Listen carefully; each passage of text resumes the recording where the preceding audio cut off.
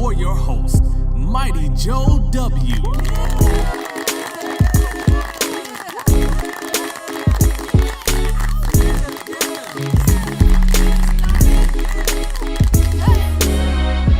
What's up, everybody? Thank you for deciding to spend a little bit of your time with me today. I've got a good topic, something I really care about that has to do with gaming, and I really want to dive into the difference between really good games and great games. What's the missing element that a lot of games they just don't have that keeps them from being truly great?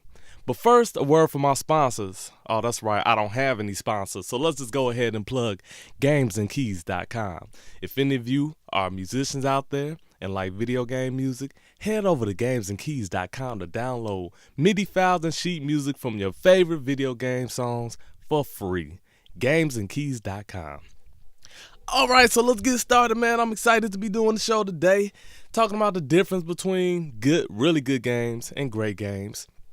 So the first things first, I used to be a sucker for graphics, especially back in the late 90s, early 2000s. I thought that if a game had really good graphics, like especially if the cutscenes look realistic, that did it for me. I loved that. But over time, I've realized that first and foremost, gameplay is king.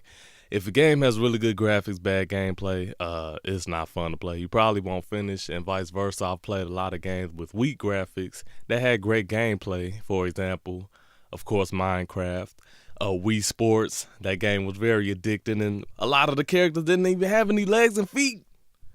And it was addicting because it was good gameplay. Pokemon's another example back in the day. The graphics are getting a lot better now. So gameplay is king. But there's one element that, in my opinion, well, for me, it will decide if I finish the game or not. In many cases, if I pay for a game, I'm gonna finish because I paid for it. But that element has to do with the plot, not so much the plot, but it's character development. Character development is huge for me. I have to feel connected to these characters. I have to care about what they're doing. I have to care about getting them to their destination or their goal. If I don't care, it's really difficult for me to go through a game. I have a lot of examples too of games that have done this really well and games that have not.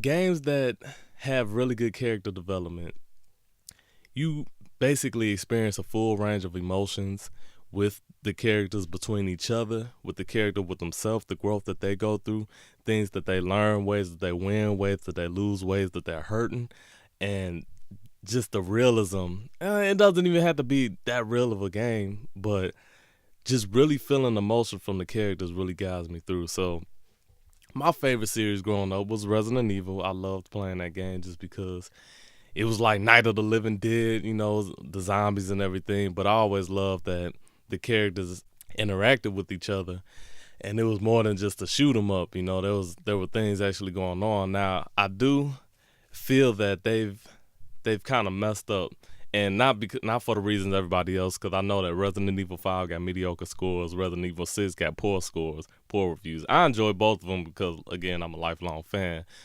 But Chris and Leon are two of the main characters, and in the last few games, their personalities are dry, they are stiff, they are monotone, they don't smile, they don't show any kind of emotions, and it's just all about the goal, all about getting to the destination.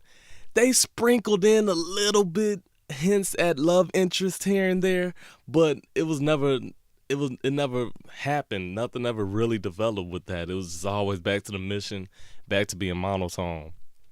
And, that gets boring after a while. That gets boring. And I'm going to tell you what game messed it up for everybody else. After I played the Uncharted series, after I played the first one, then the second one, especially after the second one, that changed everything of my perception of how a gaming experience should be. Because, of course, the graphics were good, the gameplay was good, plot was really cool, the sound was great and everything. But the character development really stood out from everything else because Nathan Drake, although he's doing a lot of crazy things, dangerous things, he's a lighthearted individual. He likes to joke around, he likes to play, he likes to laugh.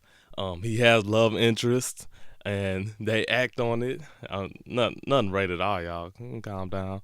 Uh, and the characters, you could see them. Like, one of the great things that Naughty Dog does, and I first really noticed it with Uncharted, is the characters interact outside of cutscenes as well. So many games is quiet, quiet, quiet. Then you get to a cutscene. Then they're doing all this talking. You see personality. Then it's back out of a cutscene, and the whole time you're moving, there's just no talking. Now, games are including talking outside of cutscenes a lot more lately, but Uncharted was the first that I really noticed that did a great job with having the characters interact. So, say when you're in a section of Uncharted and you're not having all kinds of action and everything, Drake and Sully would just be chit chatting, having a conversation while you're walking. Sometimes it's about silly things, they're just joking. Sometimes they're revealing things about the past, that may come up again in the future. And everything that they're talking about is fun, it's entertaining, but it also is building towards the future with these characters. So when things happen, you care more because you know so much more about their relationship with each other, and you can see a difference of how they may have been thinking early in the game or in a previous game to later, and it's a great example with Uncharted 3, because Nathan Drake had gotten to a point where he was pretty much blinded by his ambition. Don't worry, I'm not spoiling anything, but he was getting out of control, and everybody was really concerned. And they just do a good job of telling that story.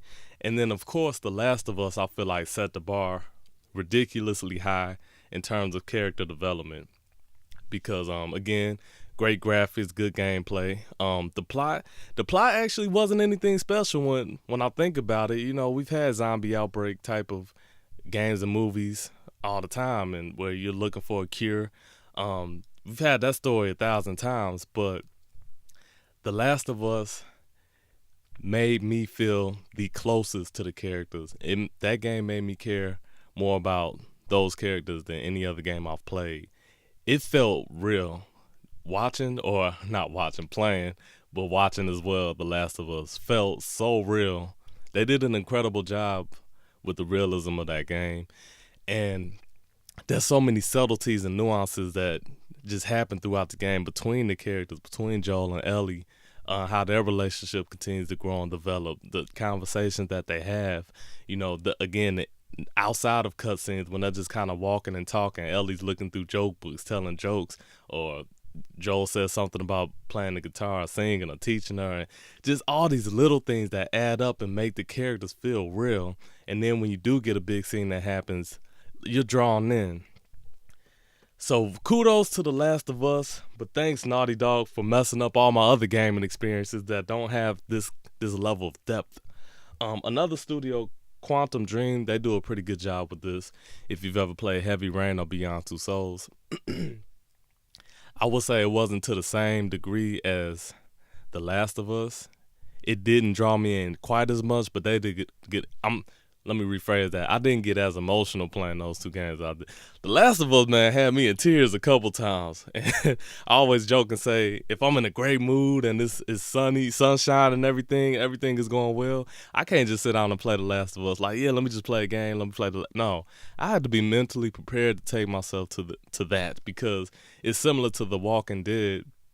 If any of you watch that show, they do a phenomenal job with character development, and that's why I like that show so much, because when I used to just see the trailers or the commercials for it, I just see, man, it's just some dude with a cowboy hat running around shooting zombies. It just seemed like it was anything else, but so many people kept telling me about it, so I was like, okay, I've got to check out The Walking Dead. And they do a phenomenal job with character development.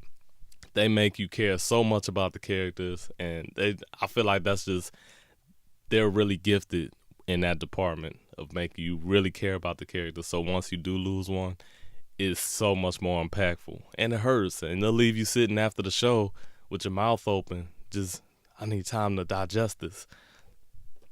So moving on, let me throw out some other examples of games that were almost there. A game that was surprisingly good with this is Brothers: A Tale of Two Sons. Now, they don't even speak on that game. They don't speak English. And, it's an indie game, so the graphics aren't great. But a story is told effectively with those characters, with what happened to those characters and their father, with what they go through, without any words. and I cared about those characters. If you ever play that game, there's a part in that game where you may cry. And I was not expecting that playing it. I just played it because it was free on the PlayStation Network. And they did a good job with the character development. So you don't even necessarily have to have words to tell a good story. A game that's lacking to me, it's a great game and a great series, but Metal Gear Solid, for a couple of reasons, that was one of my favorite series coming up too. I always had good graphics for the time. I always had great gameplay. Well, I'll say great graphics. Each game had great graphics for its time, great gameplay. The plot can lose you. It's pretty complex and convoluted. But what kills it for me is just how long the cutscenes are. When I was younger, I had more time to sit through them, but you know, when you get to a point where you ain't got a whole lot of time in the day to play, I can't be sitting through a 30-minute cutscene. You know, I'm trying to play. So I still haven't finished Metal Gear Solid 4, man, because some of those cutscenes are just too dang long. But from the other games that I've played, I feel like they do good with their character development. It's just if you could sit through all of it and take it all of the game in, take all the plot in and all the cutscenes, you can enjoy it. But I would say for the masses, it's probably not good having cutscenes that long. And a game that I'm leaving GTA out. GTA does well on everything. Again, the only thing I don't like about it is the excessive profanity, because it feels like it's just unnecessary. Like every other line is F this, F that. If you curse and have a purpose, it's actually more impactful for it to mean something. But you know, can't play that game with any kids or family or anything around. Like, dang, you gotta cuss every other line? Shoot, calm down. But they do a great job with everything. You know, with their characters. I most recently played GTA 5. I really like the character arc of those three characters, especially Michael, because he's a family man, and anyway, I'm not gonna go into all of it. That just did a good job with that. A game that's an example of one that's, in my opinion, great but doesn't have good character development is Pokemon. And so an exception is if your gameplay is that good and that addicting, you really don't need a good story. Because I'm always wanting more from their stories, but then I have to remember the target audience, so I'm not gonna get The Last of Us or anything like that, which is fine. It's all about catching them all, battling, training, getting your badges, and doing what you're doing. It's a formula that's not broken, so they don't really need to fix it. But if they did ever decide to just kind of up their target audience just a little bit and give us a little more with the plot and a little more with the characters, man, I think they'll really have some phenomenal games. So that's my take on the difference between a really good game and a great game. I would love to hear your thoughts, because I want to know if this even matters. I would imagine that the majority, I won't say the majority, but a large portion of gamers probably spend a lot of time online gaming. Just from all the people I know, a lot of people spend time online gaming. Me coming up playing single player games, that's still what I tend to enjoy. That's probably why I like plot and character development so much, because I'm used to single player experiences and doing something with purpose, trying to get these characters to their end goal and see how that story plays out. So what do you think? Let me know with the comment section below if it matters to you, or if graphics is the best for you, or gameplay what you care about the most, or all you want to know is, do they got deathmatch? All right, let's go. Let's do this online, son. So yeah, let me know your comments. Thanks for stopping in and listening to the show. And that's it for today. I'm up out of here. Peace out.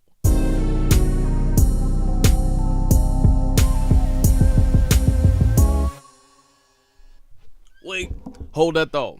I just stopped it and realized there was 3 games I meant to talk about that I didn't. Keep it quick. I'm gonna keep it quick. Don't worry. I feel like 2013 was a great year in gaming. So many Game of the Year candidates. So I wanted to talk about real quick Tomb Raider. I like Tomb Raider so much because it felt so much like Uncharted, but I felt the character development was lacking. I like when characters interact with each other, and I know that was all about survival and Laura Croft coming into her own. So she was isolated for a lot of the game. So you didn't have a whole lot of scenes of or her traveling with the partner and them really getting to know each other and really growing together. So I felt like that was missing from it. But for what it was and what it was supposed to be, a great game. Really, really fun gameplay. Good graphics too. Um, Bioshock Infinite, I feel like nailed this. I feel like it was about up there with The Last of Us in terms of making me care about the characters. Phenomenal job. Bioshock, the whole series is really, really good. They do a great job with plot, with twists, with character development. The graphics are, my opinion, graphics usually look better on the third person game instead of first person. I don't know why. It just seems like it looks more real, but Bioshock Infinite looked great. So that's another game that does a good job. And since I was talking about zombie games, Dead Space was a game that was really lacking in this department for me. And it had a plot and things that were trying to develop, but it just, okay, the first Dead Space, it just felt like, to me, it just felt like nothing was happening. It felt like it was just mission or checkpoint after checkpoint, and it just became repetitive. Great graphics, gameplay is really smooth, but the plot and the character development just wasn't doing anything for me. And Dead Space 2, I just wasn't able to finish because I was bored. I have Dead Space 3 as well for free on the PlayStation Network, but I haven't even gotten through 2, and 3 got the worst reviews out of all of them, so I would imagine that game probably doesn't have great character development. Okay, just wanted to mention those 3 because it was on my mind before I started and I forgot. All right, I'm out for real. I'll talk to y'all later. Peace out.